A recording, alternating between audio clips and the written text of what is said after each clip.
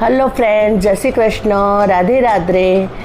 આજે હું લઈને આવી છું તમારી માટે એકદમ મસ્ત યુનિક રેસીપી, જે લોકો પણ નહીં ખાતા હોય એ પણ કિલો મંગાવીને ખાઈ લેશે, બરાબર છે। અને જો તમારા બાળકોને પણ નહીં ભાવતું હોય તો એ પણ વારંવાર બનાવડાવશે અને ખાશે। તો આજે હું લઈને આવી છું તમારી માટે યુનિક તુરિયાનું, ભરેલા તુરિયાનું શાક। જો તમે જોઈ શકો છો એકદમ મસ્ત લાગે છે। અને એ માટે મેં લઈ લીધું છે 1 કિલો તુરિયું, અને તુરિયાને મેં સારી રીતે ધોઈ લીધું છે। હવે હું એને સરસ રીતે છોલી દઈશ, અને છોલીને બધા જ તુરિયાના 2 થી 3 ઇંચના નાના એવા સરખા કટકા કરી નાખીશ, જો આ પ્રમાણે। અને બધા જ ટુકડાઓમાં આપણે ચીરો મૂકીશું સ્ટફિંગ કરવા માટે।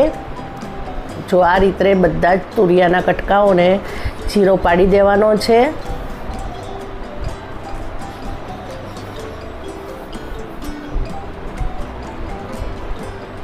બરાબર છે। અને પછી આપણે એનું સ્ટફિંગ તૈયાર કરીશું।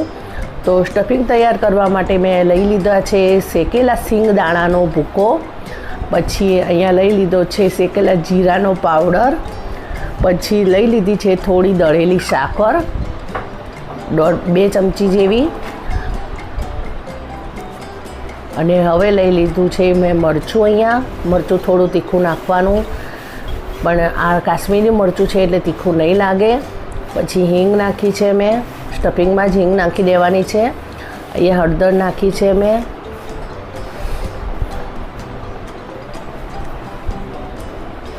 જો અહીંયા સ્વાદ પ્રમાણે મેં મીઠું લઈ લીધું છે। અને હવે કોપરાની છીણ નાખીશું 2 ચમચી જેવી,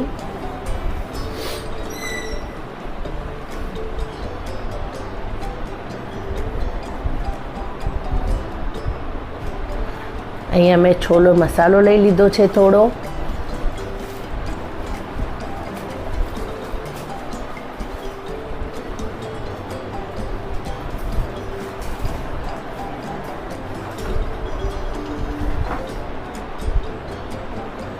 જો સ્ટફિંગને થોડું બાઇન્ડિંગ મળે એટલા માટે મેં થોડું તેલ એડ કરી છે।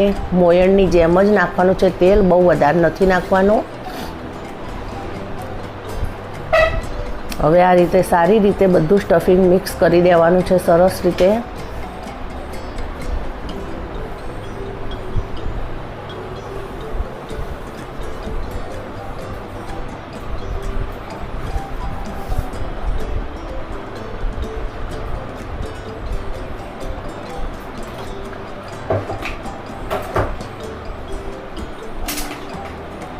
હવે વારાફરતી બધા જ તુરિયાના કટકાઓમાં આપણે સ્ટફિંગ ભરી દઈશું। જો તમે જોઈ શકો છો કે મેં લઈ લીધા છે બધા તુરિયાના કટકા, અને જો આ રીતે ધીમે એકદમ પ્રેશરથી નહીં પોળું કરવાનું, નહીંતર તુરિયું ફાટી જશે અને એના 2 કટકા થઈ જશે। એટલે ધીમેથી હાચવીને ખોલવાનું છે અને એની અંદર આ સ્ટફિંગ કરવાનું છે આ રીતે। 1 બાય 1 આપણે બધા જ કટકાઓમાં આ રીતે મસાલો ભરી દેવાનો છે।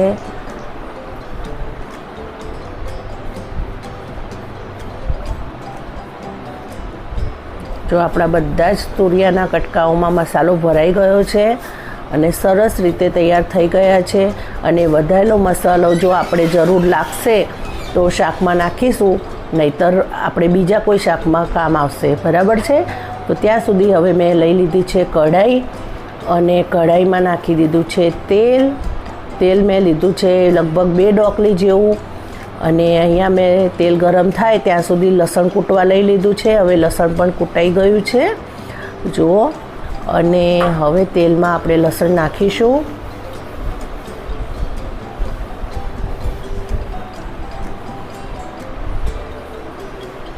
લસણ થોડું કકડી જાય એટલે પછી આપણે ભરેલા તુરિયાને અંદર ગોઠવી નાખવાના છે બધા જ। જો આ રીતે વારાફરતી બધા સરસ રીતે ગોઠવી નાખવાના છે।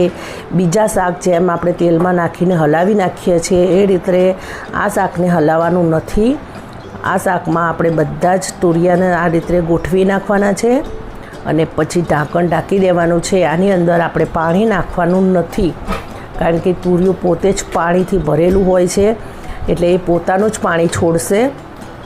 જો તમે જોઈ શકો છો કે આપણે પાણી નથી નાખ્યું તો પણ તુરિયામાંથી કેટલું બધું પાણી છૂટ્યું છે. અને આ રીતે વચ્ચે વચ્ચે આ રીતે સાચવીને હલાવવાના છે.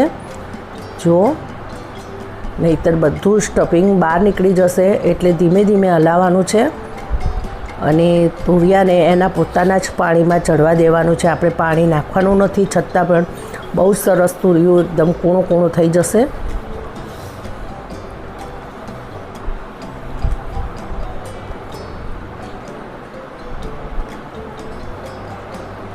તો તમે જોઈ શકો છો એકદમ અથાણા જેવું શાક બન્યું છે. જો જોવામાં જ આટલું સરસ લાગી રહ્યું છે તો ખાવામાં તો કેટલું ટેસ્ટી હશે. તમે ગેસ કરી જુઓ, તમે ચોક્કસથી આ શાક બનાવજો.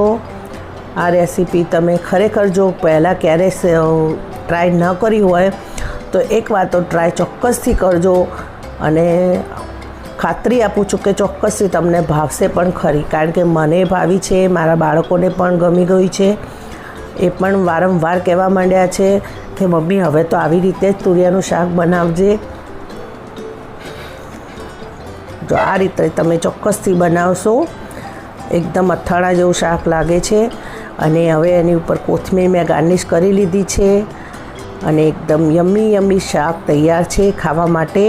હવે આપણે એની સાથે દહીંની સાથે, રોટલીની સાથે અને થોડીક ડુંગળીની ચિપ્સ સાથે આ શાકને ખાઈશું અને મજા માણીશું.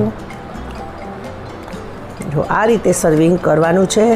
દહીં સાથે તો બહુ સરસ લાગ્યું છે, અમે લોકોએ ખાધું છે તો દહીં અને રોટલી અને ડુંગળી સાથે બહુ મજા પડી ગઈ છે. તમે પણ આ રીતે સર્વિંગ કરજો અને ખાજો અને એન્જોય કરજો. વિડીયો ગમ્યો હોય તો લાઈક, શેર, સબસ્ક્રાઈબ કરજો. આવજો. જય શ્રી કૃષ્ણ.